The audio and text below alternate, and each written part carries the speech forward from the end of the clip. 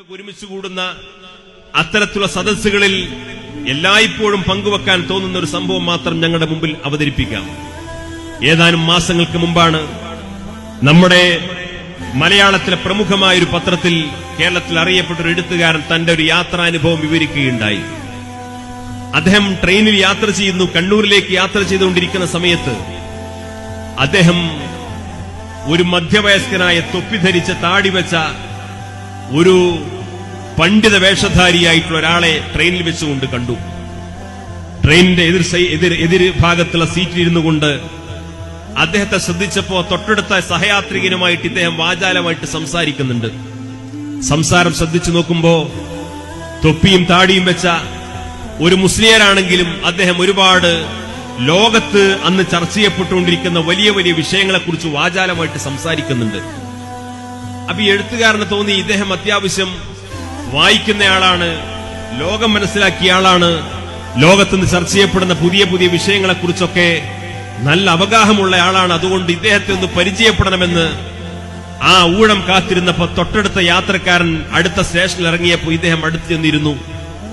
സംസാരിച്ചു, പരിചയപ്പെട്ടു, വർത്തമാനങ്ങളൊക്കെ പറഞ്ഞ്. അദ്ദേഹം പാലക്കാട് ജില്ലയിലെ ഒരു മദ്രസയിലെ മുഅല്ലിമാണ്. അദ്ദേഹത്തിന്റെ വീട് കണ്ണൂർ ജില്ലയിലാണ്.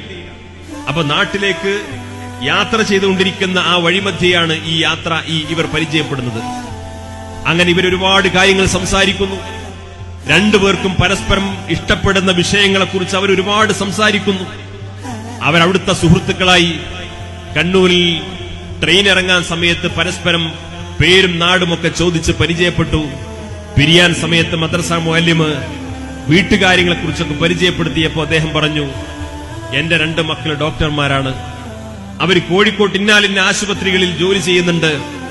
അവർ കല്യാണം കഴിച്ചതും ഡോക്ടർമാരെ തന്നെയാണ്. വളരെ സന്തോഷപൂർവ്വമുള്ള ജീവിതമാണ് എന്റെ 2 മക്കൾ. ഒരാണും പെണ്ണും. അവരെ ഞാൻ പഠിപ്പിച്ച് വളർത്തി വലുതാക്കി ഡോക്ടർമാരാക്കി. അവരുടെ വിവാഹപ്രായമെത്തിയപ്പോ അവരെ കൊണ്ട് ഞാൻ 2 ഡോക്ടർമാരെ തന്നെ കല്യാണം കഴിപ്പിച്ചു. അവരിന്ന് കോഴിക്കോട് ഇന്നാലിന് ആശുപത്രിയിൽ ജോലി ചെയ്യുന്നുണ്ട്. കോഴിക്കോട് ടൗണിൽ ഒരു ഫ്ളാറ്റ് വിലക്കെടുത്തിട്ട് അവിടെയാണ് താമസം. ഞാൻ പാലക്കാട് ജില്ലയിലെ ഇന്നാലിന്ന മദ്രസയിൽ അധ്യാപകനായിട്ട് സേവനം ചെയ്യുന്നു എന്ന് പറഞ്ഞു. അപ്പൊ ഇദ്ദേഹത്തിന് വീണ്ടും അത്ഭുതം തോന്നി. കാരണം ഒരു മദ്രസയിൽ അധ്യാപകനായ മധ്യവയസ്കനായ ആ മനുഷ്യൻ ഒരു മദ്രസാധ്യാപനത്തിന്റെ ആ പരിമിതമായ വരുമാനത്തിനകത്ത് നിന്നുകൊണ്ട് മക്കളെ ഇത്രയും പഠിപ്പിച്ചു വളർത്തി വലുതാക്കി ഡോക്ടർമാരാക്കി അവരുടെ നിലവാരമനുസരിച്ച് തന്നെ വിവാഹബന്ധവും നടത്തി. അങ്ങനെ മാതൃകായോഗ്യനായ ഒരു മദ്രസാധ്യാപകൻ എന്ന രീതിയിൽ ഇദ്ദേഹം പരിചയപ്പെട്ട് അവർ യാത്ര പിരിഞ്ഞ് കുറച്ച് സമയം കഴിഞ്ഞപ്പോഴാണ് ഈ എഴുത്തുകാരനായ സുഹൃത്തിനൊരു സംശയം. ഇദ്ദേഹം പറഞ്ഞതെല്ലാം ശരിയാണ്, മക്കൾ ഡോക്ടർമാരാണ്, മരുമക്കളും ഡോക്ടർമാരാണ്, പക്ഷെ ഇദ്ദേഹം എപ്പോഴും മദ്രസ മുഅല്ലിമുമാണ്. ഇത് രണ്ടും കൂടി ഒത്തുവരുന്നില്ലല്ലോ. അവർ 4 ഡോക്ടർമാരുടെ വരുമാനം ഒരു വീട്ടിലുണ്ടാകുമ്പോ ലക്ഷക്കണക്കിന് രൂപയാണ് വരുമാനം. ആ ലക്ഷക്കണക്കിന് രൂപ വരുമാനമുള്ള ഇത്രയും കഷ്ടപ്പെട്ട് പഠിപ്പിച്ച് അധ്വാനിച്ച ആ പിതാവ് ഇപ്പോഴും മദ്രസയിൽ അധ്യാപകനായിട്ട് ജോലി ചെയ്യുന്നു എന്ന് പറഞ്ഞാൽ ഇത് രണ്ടും കൂടി ഒത്തുവരുന്നില്ലല്ലോ എന്ന വല്ലാത്തൊരു ആശങ്കയാണ് ഇദ്ദേഹത്തിന്. പക്ഷെ അത് നേരിട്ട് വിളിച്ചു ചോദിക്കാൻ ഒരു മനപ്രയാസം. പക്ഷേ തന്നെ വല്ലാതെ ആകർഷിച്ച മക്കൾ ആ അർത്ഥത്തിൽ പഠിച്ചു വളർത്തി വലുതാക്കിയ, ഇപ്പോഴും നന്നായിട്ട് വായിക്കുകയും ലോകത്തെ സംഭവങ്ങളെക്കുറിച്ചൊക്കെ നല്ല അവഗാഹവും ധാരണയുമുള്ള ഈ ഒരു സുഹൃത്തിന്റെ ജീവിതത്തെക്കുറിച്ച് കൂടുതൽ അറിയണം എന്ന ആഗ്രഹത്തോടുകൂടി അദ്ദേഹത്തോട് നേരിട്ട് ചോദിക്കുന്നതിന് പരിമിതി ഉണ്ടായതുകൊണ്ട് മറ്റു വഴികളിലൂടെ അദ്ദേഹം ഇതിനെക്കുറിച്ച് അന്വേഷിച്ചപ്പോൾ അദ്ദേഹത്തിന് കിട്ടിയ മറുപടി, അദ്ദേഹം പറഞ്ഞതെല്ലാം ശരിയാണ്. മദ്രസ മുഅല്ലിം ഇദ്ദേഹത്തെ പരിചയപ്പെടുത്തിയിടത്ത് ഒരു കളവും പറഞ്ഞിട്ടില്ല. വളരെ സത്യസന്ധമായിട്ടാണ് പറഞ്ഞിട്ടുള്ളത്. അദ്ദേഹം മദ്രസയിൽ അധ്യാപകനാണ്, മക്കളെക്കുറിച്ച് പറഞ്ഞതെല്ലാം ശരിയാണ്. അപ്പൊ വേറെന്തെങ്കിലും അദ്ദേഹം പറഞ്ഞോ എന്ന് ചോദിച്ചപ്പോ ഇത്രയും കാര്യങ്ങളാണ് പറഞ്ഞത് എന്ന് പറഞ്ഞപ്പോ സുഹൃത്ത് പരിചയപ്പെടുത്തി കൊടുത്തു. ഇദ്ദേഹം പറഞ്ഞതെല്ലാം സത്യമാണ്, പക്ഷേ മക്കളെക്കുറിച്ച് അഭിമാനത്തോടുകൂടി നിങ്ങളെ മുമ്പിൽ വളരെ സന്തോഷപൂർവ്വം അവതരിപ്പിക്കപ്പെടുന്നതിനിടയിൽ വളരെ തന്ത്രപരമായി വളരെ വിദഗ്ധമായി ഒരു കാര്യം ആ മദ്രസാധ്യാപകൻ മറച്ചുവെച്ചിട്ടുണ്ട്. വളരെ വിദഗ്ധമായി മറച്ചുവെച്ചിട്ടാണ് അദ്ദേഹം സംസാരിച്ചത്. അപ്പൊ അതെന്താണെന്ന് കൂടുതൽ അന്വേഷിച്ചപ്പോ വളരെ കഷ്ടപ്പെട്ട് പ്രയാസപ്പെട്ട് കടം വാങ്ങിയും പല ആളുകളുടെ സഹായം കൊണ്ടും വിവിധ സ്കോളർഷിപ്പും മറ്റുമൊക്കെ എടുത്തുകൊണ്ടാണ് കഷ്ടപ്പെട്ടിട്ടാണ് ഇദ്ദേഹം ഈ മക്കളെ പഠിപ്പിച്ചത്. വളരെ ചെറിയ പ്രായത്തിലെ ഈ മദ്രസാധ്യാപകനെ സംബന്ധിച്ചിടത്തോളം അദ്ദേഹത്തിന്റെ വലിയൊരു സ്വപ്നമാണ് എന്റെ മക്കളെ ഡോക്ടർമാരാക്കണം, എന്റെ മക്കളെ രണ്ടുപേരെയും ഡോക്ടർമാരാക്കണം. അതിന് എന്ത് ത്യാഗവും ചെയ്യാൻ അദ്ദേഹം തയ്യാറാണ്. വളരെ കഷ്ടപ്പെട്ട് പല സമയങ്ങളിൽ പല മദ്രസകളിൽ ജോലി ചെയ്തും അദ്ദേഹത്തിന്റെ ആഗ്രഹവും അദ്ദേഹത്തിന്റെ വലിയ വിശാലമായ സൗഹൃദ ബന്ധമൊക്കെ ഉപയോഗപ്പെടുത്തി പല രീതിയിലും പണം സംഘടിപ്പിച്ചാണ് മക്കളെ പഠിപ്പിച്ചത്. മക്കൾ രണ്ടുപേരും MBBS പഠിച്ചുകൊണ്ടിരിക്കുന്ന സമയത്താണ് ജീവിതത്തിൽ ഒരു പരീക്ഷണം എന്ന രീതിയിൽ ഇദ്ദേഹത്തിന്റെ ഭാര്യയ്ക്ക് ക്യാൻസർ രോഗം പിടിപെട്ടു.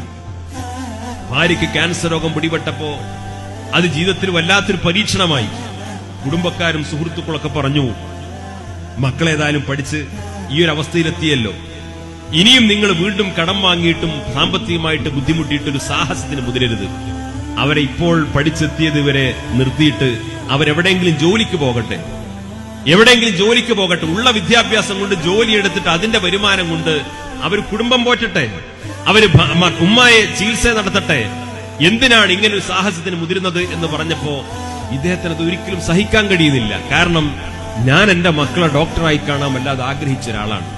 അതുകൊണ്ട് എന്റെ ഭാര്യയുടെ ക്യാൻസർ രോഗ ചികിത്സക്ക് ആവശ്യമായ കാര്യങ്ങളെല്ലാം ഞാൻ ചെയ്തുകൊള്ളാം, മക്കൾ അവിടെ പഠിക്കട്ടെ എന്ന തീരുമാനം ഇദ്ദേഹം എടുത്തു. മക്കളെ ഉമ്മയുടെ രോഗപരിചരണത്തിനു വേണ്ടി ക്ലാസ് ലീവാക്കാൻ പോലും പിതാവ് സമ്മതിച്ചില്ല.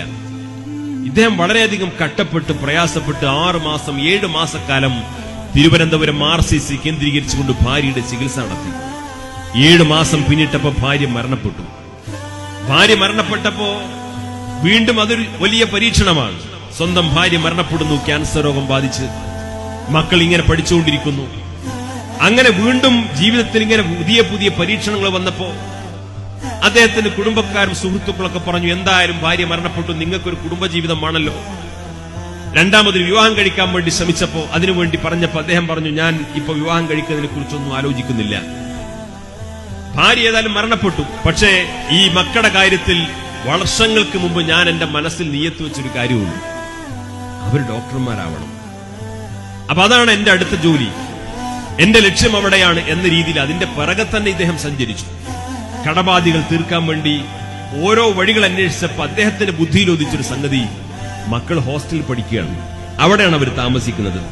ഞാൻ മദ്രസ മുഅല്ലിമാണ്, എനിക്ക് ഏതെങ്കിലും പള്ളിയുടെ മുകളിൽ കിടന്നുറങ്ങിയാൽ മതി, തൽക്കാലം വീടും പറമ്പും വിൽക്കാം. അദ്ദേഹത്തിന്റെ ബാക്കിയുള്ള വീടും പറമ്പും വിറ്റു. ആ പണം കൊണ്ട് മക്കളുടെ പഠനം, കടബാധ്യതകൾ ഇതൊക്കെ ഒരു പരിധിവരെ പൂർത്തിയാക്കിയിട്ട് മക്കളുടെ പഠനം പൂർത്തിയാക്കി 5 വർഷം MBBS പൂർത്തിയാക്കി ഹൗസ് സർജൻസി തുടങ്ങി. മക്കൾക്ക് അത്യാവശ്യം ചില്ലറ ശമ്പളമൊക്കെ വരുമാനമൊക്കെ ആയി തുടങ്ങി. അങ്ങനെ വരുമാനമൊക്കെ ആയി തുടങ്ങിയപ്പോ കടങ്ങളൊക്കെ ഏകദേശം വീട്ടിൽ തുടങ്ങി. ഇനി ഇദ്ദേഹം രണ്ടാമത് ചിന്തിച്ചത്, ഞാൻ ഇത്ര കഷ്ടപ്പെടുന്ന ഒരാളാണെങ്കിലും ഉമ്മ മരണപ്പെട്ട കുട്ടികളാണെങ്കിലും ആ കുട്ടികളെ സംബന്ധിച്ചിടത്തോളം അവർ പഠിച്ച വിദ്യാഭ്യാസം അനുസരിച്ച് അവർക്ക് സമൂഹത്തിലുള്ള സ്റ്റാറ്റസ് അനുസരിച്ച് ആ രീതിയിൽ ജീവിക്കാൻ ആവശ്യമായിട്ടുള്ള ഒരു നല്ല നിലവാരത്തോടു കൂടിയുള്ള വിവാഹബന്ധം അവർക്കുണ്ടാക്കണം. ഇദ്ദേഹം തന്നെ വിവാഹാലോചനകൾ നടത്തി, അവർക്ക് ആവശ്യമായ വിവാഹം ബന്ധമുണ്ടാക്കി. അങ്ങനെ 2 ഡോക്ടർമാരെ കൊണ്ട് കല്യാണം നിശ്ചയിച്ചു. കണ്ണൂർ ജില്ലയിലെ പ്രമുഖമായിട്ടുള്ള ഒരു ഓഡിറ്റോറിയത്തിൽ വെച്ചുകൊണ്ട് ഇദ്ദേഹത്തിന്റെ കുടുംബക്കാരും കൂട്ടുകാരുടെ സുഹൃത്തുക്കളും നാട്ടുകാരൊക്കെ കൂടിയിട്ട് വളരെ നല്ല രീതിയിലുള്ള ഒരു വിവാഹം തന്നെ നടത്തിയിട്ട് അവർ വളരെ സന്തോഷപൂർവ്വം ജീവിക്കുകയാണ്. കുറച്ചുകൂടി പണമൊക്കെ സ്വരൂപിച്ച് മക്കൾ തന്നെ സ്വന്തം കാശ് സ്വരൂപിച്ചിട്ട് അവര് തന്നെ ഒരു ഫ്ളാറ്റ് കോഴിക്കോട് ടൗണിൽ വിലക്കെടുത്ത് വളരെ സന്തോഷപൂർവ്വം ഇദ്ദേഹത്തെ സംബന്ധിച്ചിടത്തോളം ഈ സന്തോഷത്തിന്റെ നിമിഷങ്ങൾ നേരിട്ട് കാണാനും അനുഭവിക്കാനും അവർക്ക് ജന്മം നൽകിയ ഉമ്മയില്ലല്ലോ, തന്റെ ഭാര്യയില്ലല്ലോ എന്ന വിഷമം മാറ്റിവെച്ചു കഴിഞ്ഞാൽ അദ്ദേഹത്തെ സംബന്ധിച്ചിടത്തോളം വളരെ അഭിമാനമാണ്. ആരോട് ചോദിച്ചാലും പറയും, എന്റെ മക്കൾ ഡോക്ടർമാരാണ്, എന്റെ മക്കൾ ഡോക്ടർമാരാന്ന് പറയും.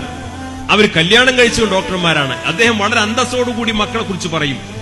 മക്കളെക്കുറിച്ചും കുടുംബങ്ങളെക്കുറിച്ചും ചോദിക്കുമ്പോഴേക്ക് വളരെ വാചാലമായിട്ട് സംസാരിക്കും. കാരണം അഭിമാനത്തോടുകൂടി അദ്ദേഹം എല്ലാ കൂട്ടുകാരോടും സുഹൃത്തുക്കളോടും ആദ്യം അത് പറയും, എന്റെ മക്കൾ 2 പേരും ഡോക്ടർമാരാണ്, അവർ കല്യാണം കഴിച്ചതും ഡോക്ടർമാരാണ്, അവർ ഇന്ന ആശുപത്രിയിൽ ജോലി ചെയ്യുകയാണ്, ഇന്ന ഫ്ളാറ്റിൽ താമസിക്കുകയാണ്. ഒരു പിതാവ് തന്റെ ജീവിതത്തിൽ നേടിയെടുത്ത വലിയ നേട്ടത്തെ പോലെ അദ്ദേഹം ഇങ്ങനെ സംസാരിച്ചുകൊണ്ടേയിരിക്കും.